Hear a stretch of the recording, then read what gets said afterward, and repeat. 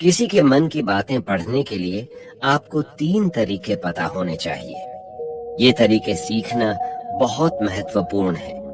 इन तरीकों को सीखकर आप आसानी से समझ सकते हैं कि कोई कैसा सोच रहा है। तो आइए, मैं आपको गौतम बुद्ध की एक कहानी सुनाता हूँ जो आपको दूसरों के मन को पढ़ने के तरीके सिखाएगी। बहुत समय पहले की बात है। एक छोटे से गांव में 2 भाई थे। बड़े भाई को अंधा था, इसीलिए वह हमेशा घर पर ही रहता था और छोटे भाई खेती करता था। हालांकि खेतों में बहुत सारे जानवर थे और उनके कारण पूरी कृषि बर्बाद हो रही थी। इससे छोटे भाई को बहुत परेशानी हो रही थी। फिर एक दिन उसे ख्याल आया कि वह अपने अंधे बड़े भाई की मदद क्यों नहीं लेता, ताकि वह खेतों से जानवरों को भगा सके। क्योंकि उसका बड़ा भाई अंधा था, वह खेत में बैठकर जानवरों की आवाज सुनते ही उन्हें डरा सकता था। इस तरीके से हमारी कृषि बच सकती थी। इस सब कुछ सोचने के बाद उसने अपने खेत में एक छोटा सा झोपड़ा बनाया और अपने अंधे भाई को उसमें रखा। उसने उससे कहा, भाई, अगर तुम किसी जानवर की आवाज सुनो तो जोर से चिल्लाओ और जानवर यहाँ से भाग जाएंगे। इससे हमारी फसलें बच जाएगी। बड़ा भाई अपने छोटे भाई के विचार से सहमत हो गया और खेत में बैठने लगा। जब कभी उसे किसी जानवर की आवाज सुनाई पड़ती, वह तुरंत जोर से चिल्लाने लगता और जानवरों को डरा कर भगा देता। वे कई दिनों तक ये अभ्यास जारी रखते हैं। एक दिन एक हिरण उनके खेत में दौड़ रहा था और खेत को तोड़कर भाग गया। हालांकि एक राजा भी वहां था जो हिरण की पीछा कर रहा था। राजा का ध्यान अंधे भाई पर गया और उनसे पूछा, क्या तुमने यहाँ एक हिरण देखा है? जवाब में अंधे भाई ने कहा, मैं अंधा हूँ, मैं कैसे हिरण देख सकता हूँ? पर मैं तुम्हें इतना बता सकता हूँ कि मेरी खेत से जो जानवर भाग गया है वह आपकी पीछा करने लायक नहीं है। आप अपना समय बर्बाद कर रहे हैं। राजा उस अंधे के शब्दों से चौंका हुआ था। उसे आश्चर्य हुआ कि अंधा यह कैसे कह सकता है कि जो हिरण मैं ढूंढ रहा हूँ वह पीछा करने लायक नहीं है। तब राजा ने अंधे से कहा, क्या तुम मुझसे झूठ नहीं बोल रहे? एक ओर तुम कहते हो कि तुम अंधा हो और दूसरी ओर तुम यह दावा करते हो कि वह जानवर जो यहाँ से भाग गया है मेरे पीछे पड़ने के लायक नहीं है। फिर अंधा भाई ने कहा, ओ राजा, वह प्राणी जिसे तुम हिरण समझ रहे हो वह वास्तव में हिरण नहीं है। वह एक मादा हिरण है और मेरे ज्ञान के अनुसार वह गर्भवती है। मैंने कभी सुना नहीं है कि कोई राजा एक गर्भवती मादा हिरण की शिकार करता है। इसलिए मैं तुम्हें यह कह रहा हूँ कि वह तुम्हारे पीछे पड़ने के लायक नहीं है। तुम्हें उसकी पीछा करने में अपना समय बर्बाद नहीं करना चाहिए। ये सुनकर राजा और भी हैरान हुआ। उसे समझ में नहीं आया कि अंधा यह कैसे जान सकता है कि वह गर्भवती मादा हिरण है। उसने सोचा कि कैसे एक अंधा यह जान सकता है मैं जिस हिरण की शिकार कर रहा हूँ वह क्या गर्भवती है या नहीं। इस अद्भुत अंधे का इतना आत्मविश्वास के साथ कैसे कह सकता है? इसलिए मुझे इसे जांच करना होगा। इसलिए राजा ने सत्यता जानने का निश्चय किया और अपने कमांडर से कहा, कमांडर, मुझे चाहिए कि वह प्राणी जिंदा रहे, क्योंकि मुझे जांच करना है कि यह वाकई एक गर्भवती मादा हिरण है। यह अंधा आदमी इतनी आत्मविश्वास के साथ कह रहा है और मुझे यह सुनिश्चित करना है। जाओ और जांचो कि क्या वह एक गर्भवती मादा हिरण है। राजा के आदेश पर कमांडरों ने हिरण को पा करने के लिए चला गया। कुछ समय बाद जब वह लौटे तो राजा से कहा, राजा, यह अंधा आदमी पूरी तरह से सही कह रहा है। वह वाकई एक गर्भवती मादा हिरण है। इस सुनकर राजा हैरान हो गया। उसे समझ में नहीं आया कि यह अंधा आदमी कैसे जान सकता है कि वह गर्भवती मादा हिरण है। राजा के मन में कई सवाल उठे। आखिरकार राजा ने इस पर पूरी तरह से समझौता करने का निश्चय किया और अंधे से कहा, सुनो, मुझे यह नहीं पता कि तुम सचमुच अंधे हो या नहीं, लेकिन मैं तुमसे एक सवाल पूछने आया हूँ। क्या तुम मेरे सवाल का सही जवाब दोगे? जवाब में अंधे ने कहा, राजा, आप मुझसे जो भी पूछना चाहेंगे मैं आपको सच्चाई से जवाब दूंगा। राजा ने कहा, देखो, एक और तुम कहते हो कि तुम अंधे हो और दूसरी तरफ तुमने मुझे कहा कि मैं जिस जानवर की मैं पीछा कर रहा था, तुम कहते हो कि वह गर्भवती मादा हिरण है और साथ में तुम्हें यह भी पता लगाता है कि तुम्हारे खेतों में जानवर कब आते हैं और कब जाते हैं। तुमने यह सब कैसे अनुमान लगाया? तब अंधा आदमी ने समझाया, सर, जब आप उस मादा हिरण की पीछा कर रहे थे तो उसकी गति और दौड़ते हुए आवाज से ही मुझे पहले से ही समझ आ गया था कि यह हिरण है और मेरी खेत की बांध काफी छोटी थी, उसकी ऊंचाई ज्यादा नहीं थी। अगर यह सामान्य हिरण होती तो वह आसानी से उस बांध को पार कर सकती थी, लेकिन वह हिरण ने उस बांध को तोड़कर भाग लिया था और यदि वह बांध पार करने की कोशिश करती तो उसके संतान को खतरा होता। इसलिए मुझे समझ में आ गया कि वह गर्भवती है। इस व्याख्या को सुनकर राजा अंधे के विशेष ज्ञान और कौशल को देखकर चौंके हुए हैं। वह समझता है कि यह व्यक्ति अंधा होने के बावजूद अनोखी जानकारी और क्षमताओं से संपन्न है। राजा इसका लाभ उठाने का निश्चय करता है और अंधे से एक और सवाल पूछता है। राजा कहते हैं, तुम बुद्धिमान हो और तुम्हारी कई बातों की गहरी समझ लगती है। आज मैंने तुम्हें यहाँ बुलाया है ताकि जान सकूं कि मेरी पत्नी मेरे प्रति विश्वासी है या नहीं। अंधा आदमी जवाब देता है, ओ राजा, ऐसा सवाल कैसा है? आपका विवाह कई सालों से चल रहा है और अब आप ऐसी बातें जानना चाहते हैं। ऐसे सवाल आपके मन में क्यों उत्पन्न हो रहे हैं? हालांकि राजा कहता है, तुम्हें इस सवाल का जवाब देना होगा। अगर तुम मुझे उत्तर नहीं दोगे तो मैं तुम्हें मृत्यु दंड से सजा दूंगा। राजा की धमकी सुनकर अंधा कहता है, बहुत अच्छा, मैं तुम्हें तुम्हारे सवाल का जवाब दूंगा। ओ राजा, अगर तुम इस सवाल का जवाब चाहते हो तो तुम्हें मेरी एक सेवा करनी होगी। राजा पूछता है, मुझे बताओ, मुझे क्या करना होगा? व्यक्ति जवाब देता है, उसके लिए तुम्हें अपनी पत्नी को मेरे साथ एक कमरे में अकेले छोड़ देना होगा। ये सुनते ही राजा पहले तो गुस्सा होता है, लेकिन कुछ समय सोचने के बाद वह उस व्यक्ति की बात मानता है और अपनी पत्नी को उसके साथ एक कमरे में भेजने का आदेश देता है। कमांडर उस पर क्रियान्वयन करता है और अंधे आदमी और रानी को एक कमरे में अकेले छोड़ देता है।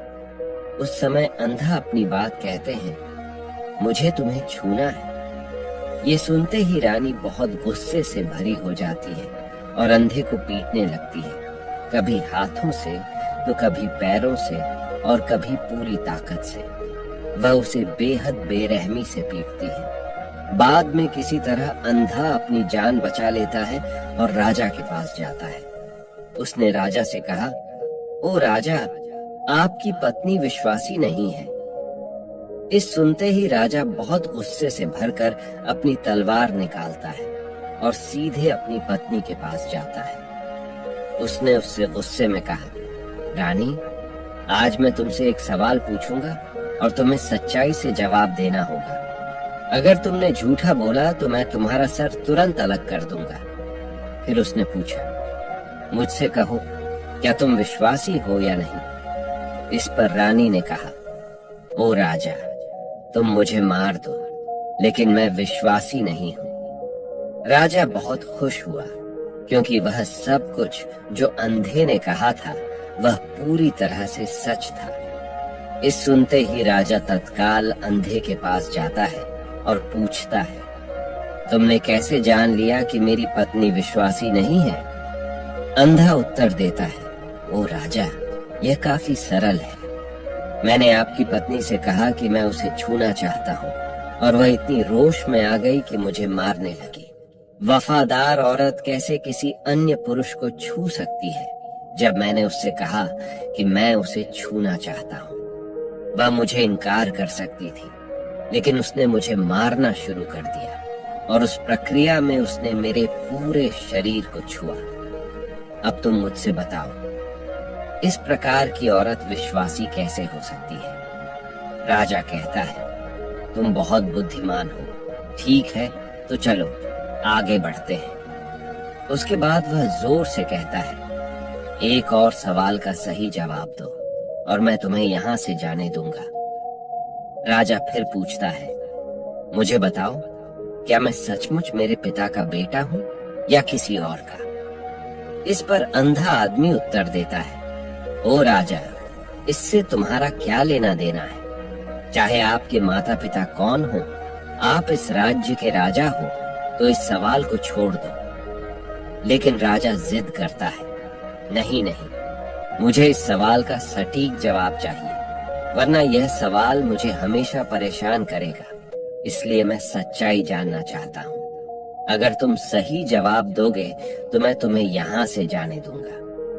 अंधा आदमी उत्तर देता है, ओ राजा, मेरे लिए इस सवाल का उत्तर देने के लिए तुम्हें अपनी माँ के पास जाने की कोई आवश्यकता नहीं है। मैं अभी बता सकता हूँ कि तुम किसके बच्चे हो, लेकिन उससे पहले मैं चाहता हूँ कि तुम मुझसे वादा करो कि तुम मुझसे गुस्सा नहीं करोगे। राजा कहता है, हाँ, मैं वादा करता हूँ कि मैं गुस्सा नहीं करूंगा। फिर अंधा आदमी जवाब देता है, ओ राजा, मैं तुम्हें बताने की आवश्यकता नहीं है कि तुम सचमुच अपने पिता के बच्चे हो। मैं तुम्हें अब बता दूं कि तुम मेरे स्वामी, राजा और परमेश्वर के पुत्र हो। मैं वादा करता हूँ कि मैं आपसे गुस्सा नहीं होऊंगा। फिर अंधा राजा से कहता है, तुम सचमुच अपने पिता के बच्चे हो, लेकिन तुम एक कंजूस व्यापारी की छाया में भी हो।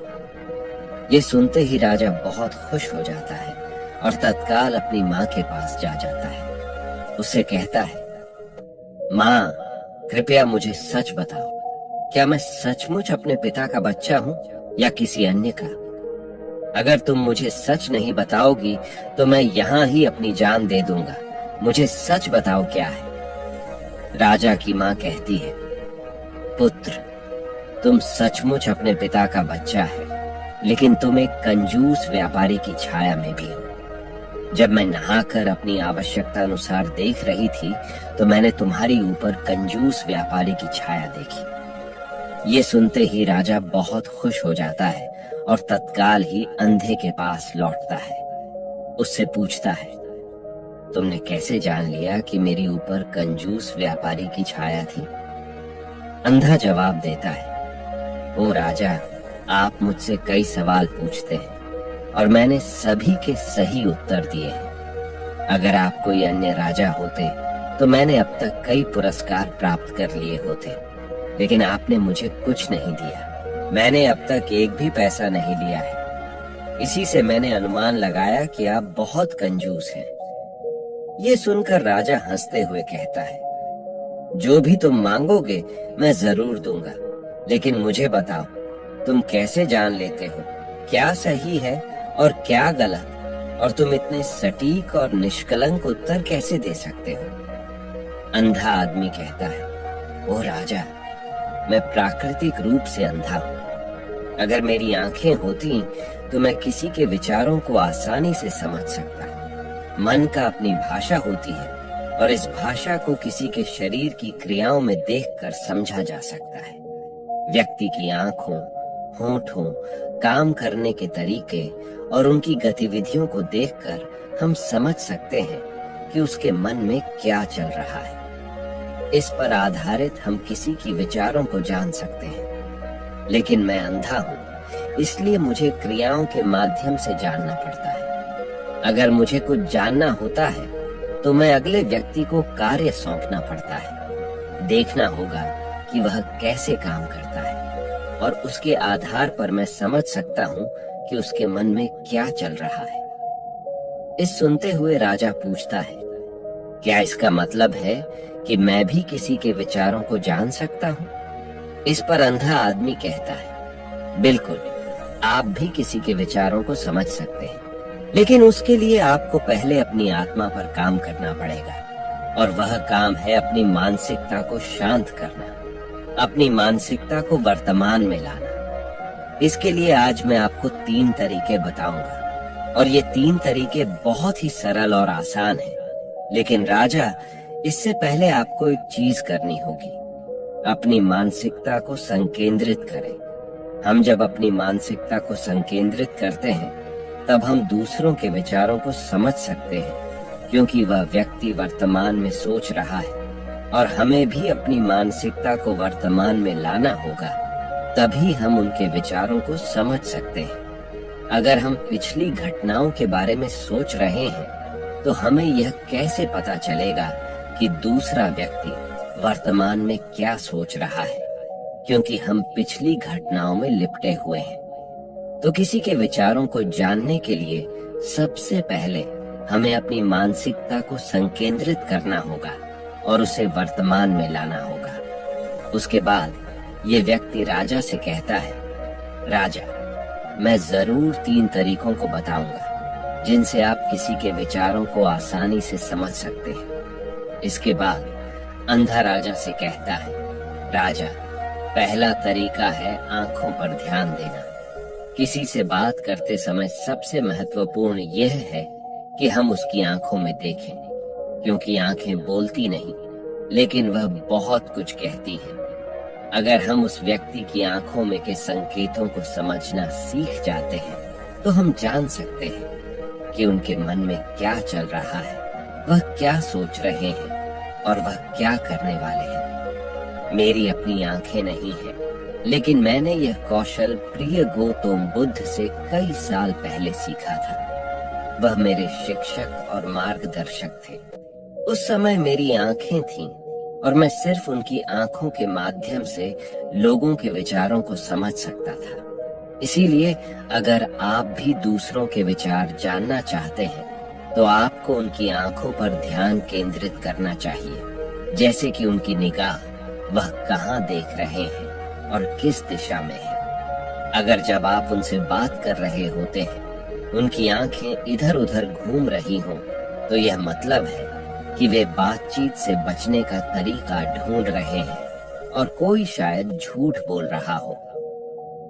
अगर व्यक्ति सीधे नजर से टकरा रहा है, तो यह मतलब है कि उसका डर है कि उनका झूठ प्रकट हो सकता है और लोग सच्चाई को जान लेंगे।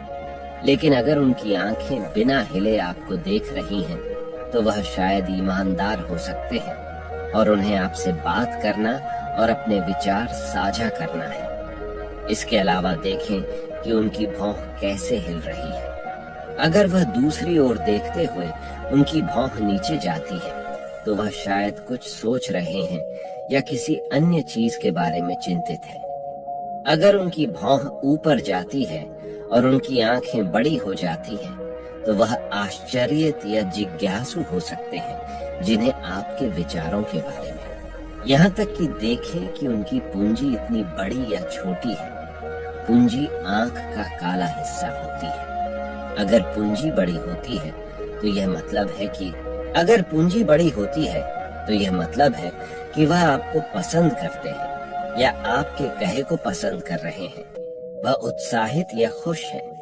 अगर पूंजी छोटी होती है, तो यह मतलब है कि वह आपको पसंद नहीं करते हैं या आपके कहे को पसंद नहीं कर रहे हैं।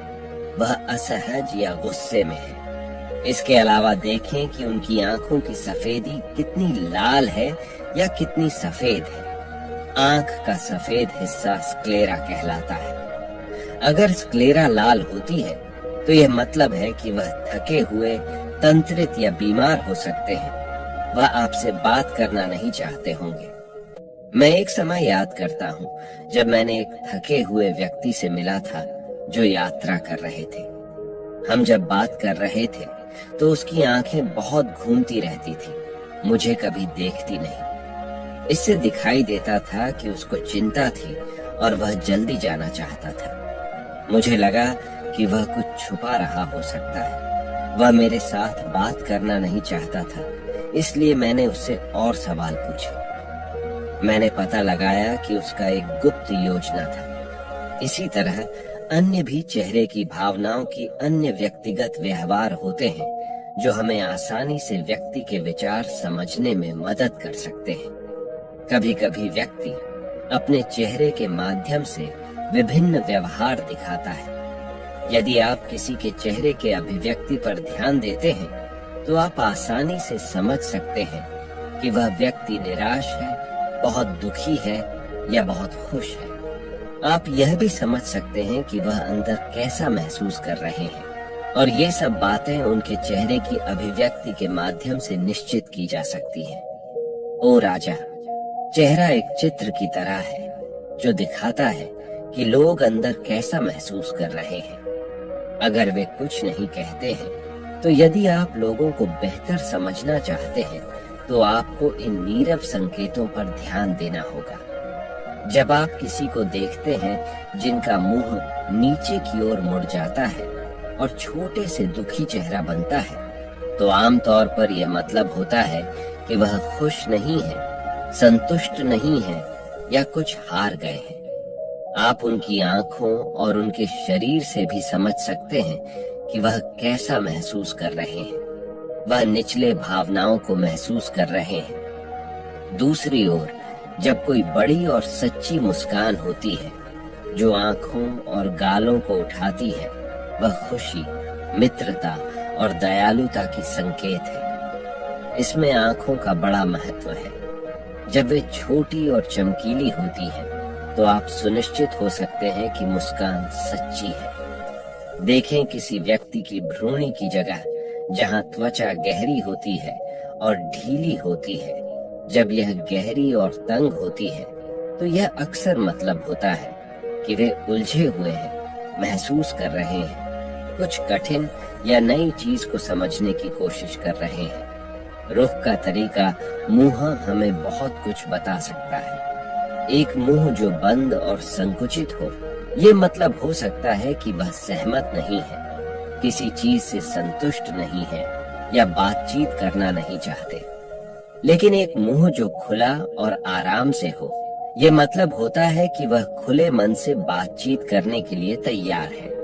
जब आप चेहरे की इन संकेतों को देखने और समझने में महारथी हैं, तो आप यह जान सकते हैं कि लोग किस बारे में सोच रहे हैं और कैसा महसूस कर रहे हैं। चाहे वह अपनी भावनाएं बाहर कहें या चुप रहे, उनके चेहरे से हर बात साफ हो जाएगी। इसलिए कोई व्यक्ति जैसे भी अपने शब्दों से बोलता हो, आप उनके चेहरे से सब कुछ समझ सकते हैं। मैं आपको एक कहानी सुनाऊं। एक बार मैंने एक दुखी व्यक्ति से मिला जो मेरी मदद के लिए आया, लेकिन वह ऐसा व्यवहार कर रहे थे कि उन्हें कोई परवाह नहीं। लेकिन मैंने उनकी माथे पर एक छोटी सी रेखा देखी जिससे पता चला कि उनकी परेशानी थी। मैंने उनसे कहा कि मुझे अपनी समस्या बताएं और उन्होंने बता दी। इसके बाद उनको अच्छा लगा और मैंने उनकी मदद की। एक सच्ची मुस्कान आंखों को भी खुश बनाती है। ये मतलब है कि वे खुश और दयालु हैं। एक उदासी मुंह की भौहें नीचे जाती हैं। इसका मतलब है कि वह चिंतित या उलझे हुए हैं। भौहें ऊपर जाती हैं जब वे हैरान या जिज्ञासु विचार रहे होते हैं, तो आप उनकी भावना को उनके चेहरे को देखकर समझ सकते हैं। आगे बढ़ते हुए व्यक्ति राजा से तीसरी मेथड के बारे में बताते हैं, कहते हुए, ओ राजा, एक और भाषा भी है जो है, वह है हाथों की इशारों और शरीर की भाषा की। किसी के विचारों को समझने के लिए हमें हाथों की इशारों और शरीर की भाषा को समझना चाहिए। जब कोई व्यक्ति बातचीत करता है तो आपने देखा होगा कि वह अपने हाथों को हर समय हिलाता रहता है, इशारे करता है। शब्दों के अलावा उनकी शरीर की भाषा भी बड़ी भूमिका निभाती है।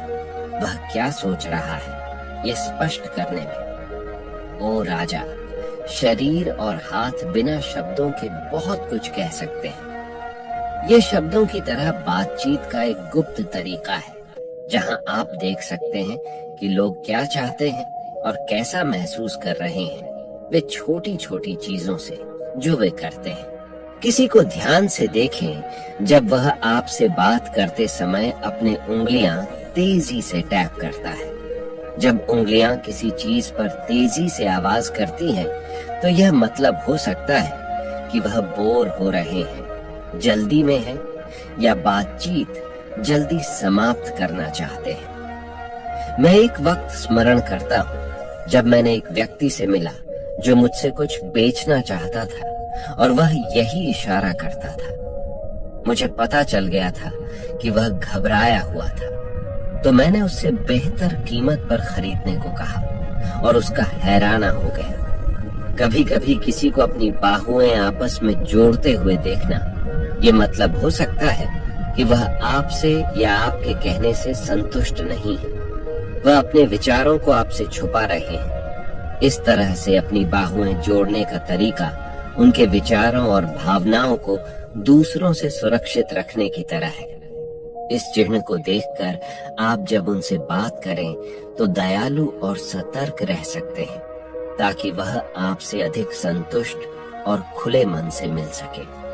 कभी कभी किसी व्यक्ति को आपस में झुकते हुए देखना, ये मतलब हो सकता है कि वह आपसे या आपके कहने से रुचाना रखते हैं। वह आपकी बातों को ध्यान से सुन रहे हैं, जिससे वह आपसे रुचाना रखते हैं और जानना चाहते हैं। इस तरह से अपने शरीर को हिलाने का यह तरीका दिखाता है कि वह आपकी बातों को सुनना, सीखना और समझना चाहते हैं। मैंने एक बुद्धिमान शिक्षक से मिला था जो ऐसा करते थे। वह बहुत शांत थे, लेकिन वह दिलचस्पी से आगे झुकते रहते थे, जिससे यह प्रकट होता था कि उन्हें उस विषय के बारे में और जानना था। कभी कभी लोग जब आपसे बात करते समय अपने चेहरे को छूने की आदत डालते हैं, तो आपको पता चल सकता है कि वह किस बारे में सोच रहे हैं। यह अक्सर मतलब रखता है कि वे चिंतित हैं या सोचते हैं। ये सब छूने का तरीका दिखाते हैं कि उनके मन और दिल में क्या हो रहा है। दूसरों की शरीर और हाथों से सही से समझने के लिए आपको धैर्य रखना पड़ता है, सावधानी से देखना पड़ता है और उन बातों को सराहना करनी पड़ती है जो वे नहीं कहते। ये छोटी पर महत्वपूर्ण संकेत, जैसे कि एक शांत पुस्तक, आपको उन भावनाओं और विचारों को दिखाते हैं जो उनमें छुपे हुए हैं और आपको उनसे बेहतर जुड़ने में मदद करते हैं। अगर हम इन 3 तरीकों पर ध्यान देते हैं और उन्हें सही से समझते हैं, तो हम तेजी से पता लगा सकते हैं कि किसी के मन में क्या चल रहा है, वह हमारी बातों को कितनी ध्यान से सुन रहे हैं और उनके मन में क्या हो रहा है। लेकिन इससे पहले आपको अपने मन को ध्यान में लाना होगा और उसे वर्तमान में लाना होगा। तभी आप इन सभी क्रियाओं पर ध्यान दे सकते हैं, उन्हें समझ सकते हैं और महसूस कर सकते हैं कि उनके मन में क्या चल रहा है। अन्यथा अगर आप पूर्व घटनाओं या भविष्य के योजनाओं में प्रवृत्त हैं, तो आप कभी भी व्यक्ति की शरीर भाषा पर ध्यान नहीं देंगे और आप कभी नहीं समझ पाएंगे कि उनके मन में क्या हो रहा है, वह क्या सोच रहे हैं।